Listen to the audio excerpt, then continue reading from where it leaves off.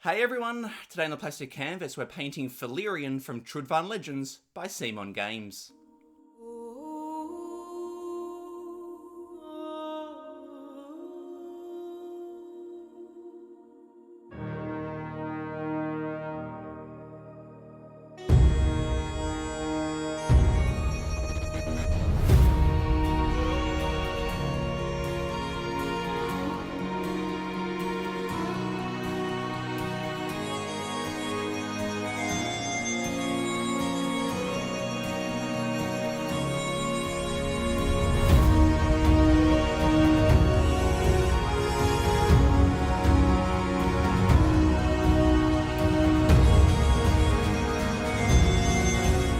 Hey everyone, Matty from the Plastic Canvas and welcome to the fourth episode in this Trudvang Legends painting series, and today we're painting Felerion. He's one of the characters you can play as in this adventure and exploration game from Simon Games. Now, one thing I've been doing a bit lately is experimenting with different ways of painting skin. When I painted Dagon from Tainted Grail, I painted a red base coat first to create a warm tone. When I painted two cleavers from this game, I started with grey to make it feel cool. With Felerion here, I wanted to keep experimenting with painting skin, but what I wanted to do this time was to start with a darker brown as the base coat that would end up being the shadows. The typical way that I've painted Caucasian skin in the past is to base coat with tan skin, use my Awaken flesh shade wash over the top, and then highlight back up with tan skin. Now, that works fine, but it is a bit of a rough way to do it, especially if you have larger areas of skin, like Felerion's stomach. So the plan here was to base coat with a darker brown, and then gradually highlight up from there. So as you can see, I base coated with earth brown. This is a fairly neutral brown, so that tan skin, the skin tone that I'm mixing in, will mix with it easily. Now I'm just starting the third layer of highlighting here, but for the first layer, I mixed in a little tan skin so that it was still mostly earth brown.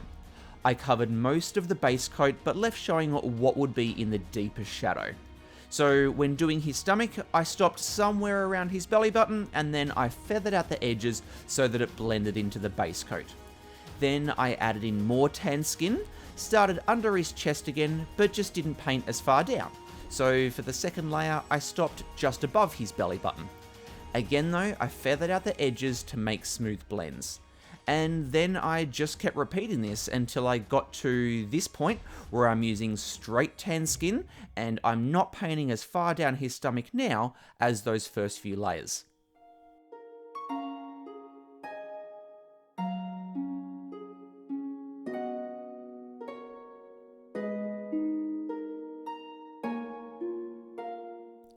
And now here we're actually doing a jump forward in time. You can see I've gone on to paint some other parts like his boots and hair. That's because after moving on to other areas, I felt that I didn't have enough contrast between the lightest and darkest parts of his skin tone. So I went back and grabbed my tan skin again and mixed in some fair skin, my lighter skin tone. And then I just painted the exact same areas, but again, reduced the amount of area that I covered. In the end, I was really glad that I added this layer because the extra contrast helps to bring the shadows out more that's created by the initial base coat. Now, like anything when you do it for the first time, his skin definitely isn't perfect. Now, keep in mind that we have gone back in time now and I haven't done the extra layer yet. But I'm still really happy with how it came up. I think the brown being mixed in with the tan skin has added extra depth to the overall look that something like Awaken flesh shade just doesn't give. And now we're moving on to Felerion's hair and beard, and I kept this fairly simple by starting with a dark red and then working up to an orange for the tips. So I base coated with clotted red, which will become the shadows between each hair. Then I jumped to Magma Red, which is what I'm doing now, and this is a very saturated red. For this layer, I painted each hair, but made sure I left the clotted red showing in the shadows.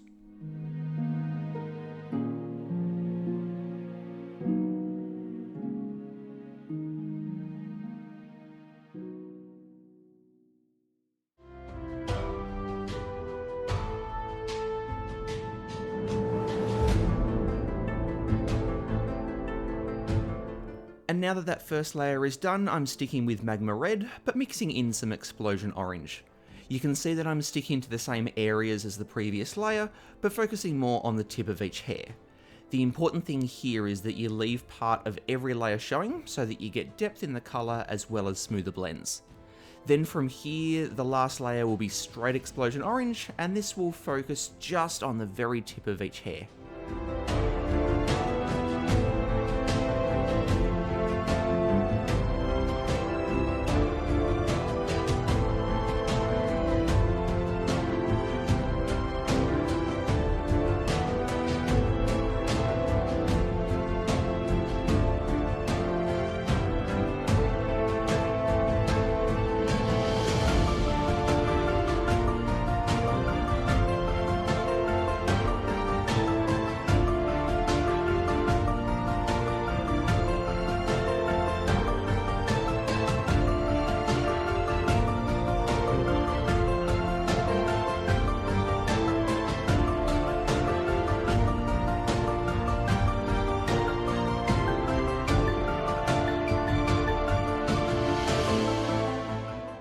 Now here I'm going to show you a little hack for painting small details that you don't want to spend too long on, like his shoes, to make them look like scratched and scuffed leather. So base coat with something like polished leather so that whatever you're painting does actually look like leather. Grab a very light creamy colour like skeleton bone and then just paint lots of little lines and scratch marks. Then once that's dried, put a sepia wash over the top. This will tie in with a leather colour, but also dull all of those lines down to make them look like scratch and scuff marks. And boom, in just a couple of minutes, you've painted a small detail that you don't want to spend too long on, but it still looks good.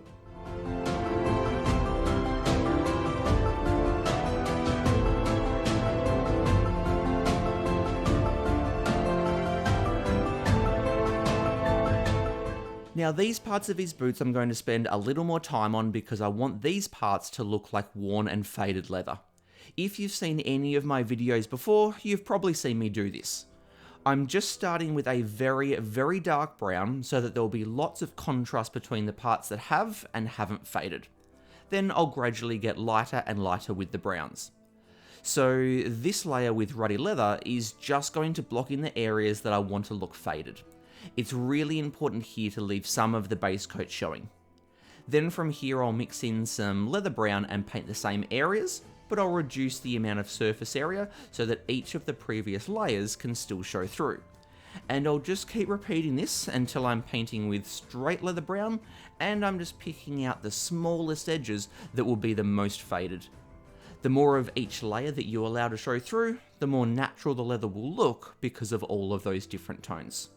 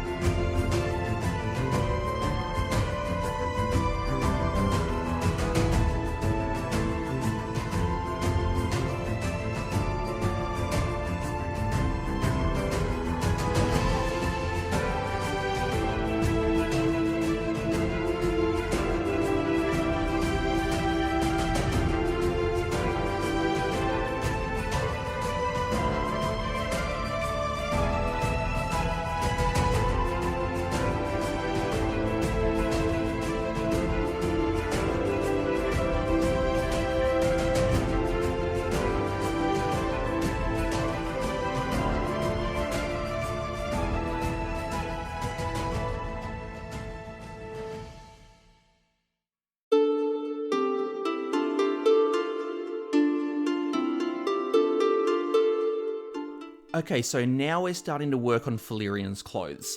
In his artwork here, you can see that it's got an almost white but still creamy colour to it. To build up to this sort of tone, I'm starting with Stormy Grey. This is my darkest grey and will end up being the shadows. Then from here, the first layer of the highlighting will be Cloudy Grey, which is more of a mid-tone grey.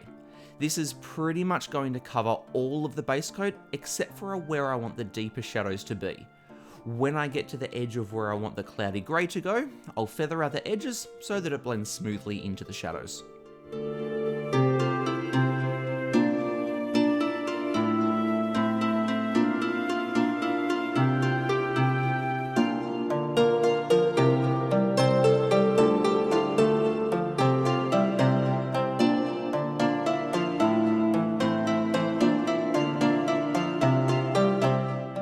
The way that I'm doing this feathering here is by painting to the edge of where I want the cloudy grey to be solid, then I clean off the bristles and leave them a little damp. Now I'm a brush licker, but you can use your water cup for this. And then by keeping my brush going in the same direction, I thin out the edge. The idea of this is that by gradually making the top layer thinner, the bottom layer will be able to gradually show through more and more.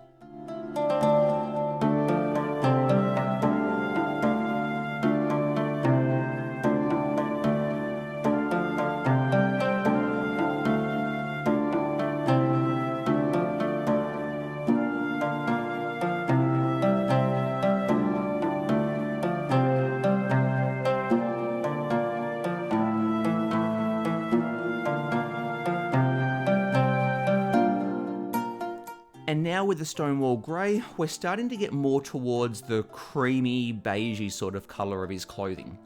And just like the last layer, this will cover the same areas, but it will stop even further away from the darker shadows so that both the stormy and cloudy greys are able to show through.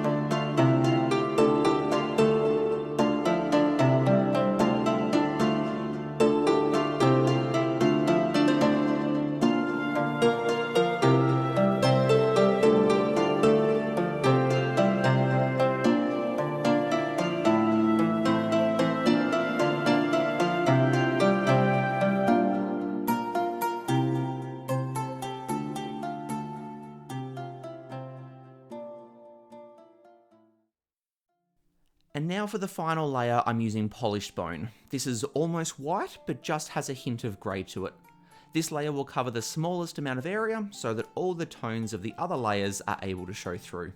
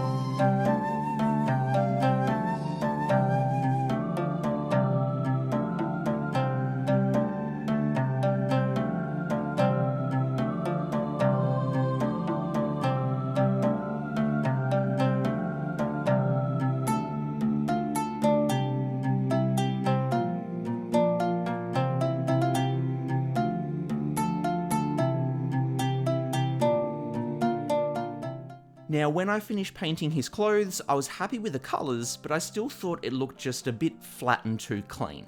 So I wanted to create a bit of a mud effect to make it look like he's been out adventuring. So I'm starting here with my sepia wash, and I'm laying it down around the bottom of his, I don't really know, is it a skirt? I actually don't know what to call what he's wearing. If you do, please put it in the comments. But it's going around the bottom of his skirt thing and the ends of his sleeves, just the places there's most likely to be mud. And I'm doing this over 2 layers, but the second layer won't go as far from the edges as the first layer. This is to start to make it look more built up around the edges. After this second layer of the sepia wash, I'll then do a small layer of Agrax Earthshade, my dark brown wash, right around the edge, just to make the mud look even more built up. Now, what I will do a bit later on is to come back with Muddy Brown, one of my dark brown paints, and add a bit more of a spatter effect, but I'll talk about that when we get to it.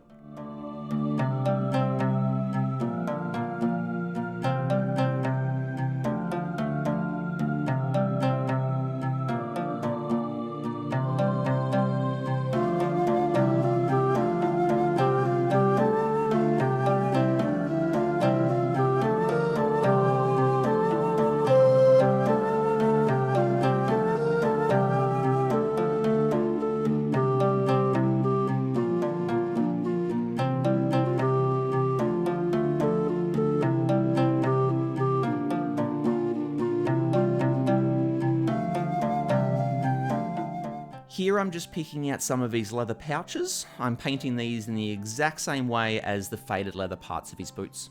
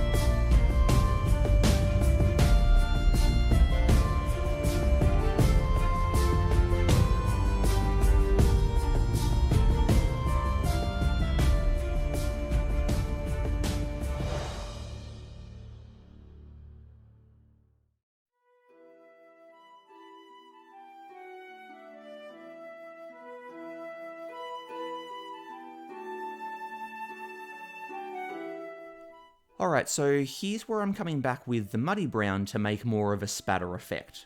I thought the edges of his clothes looked more like he'd just dunked them in dirty water, rather than they'd been spattered by mud. So you can see I'm just laying it down around the edge of his skirt thing and then just blending out the edges a little bit. And then here and there I'm adding in some different sized dots to make it look as though some mud has splashed up here and there. Maybe in the past he needed to walk through a muddy puddle, something like that. This is absolutely not a detail that needs to be done on any mini, but it just tells a little bit more of a story about Felerion and where he might have been.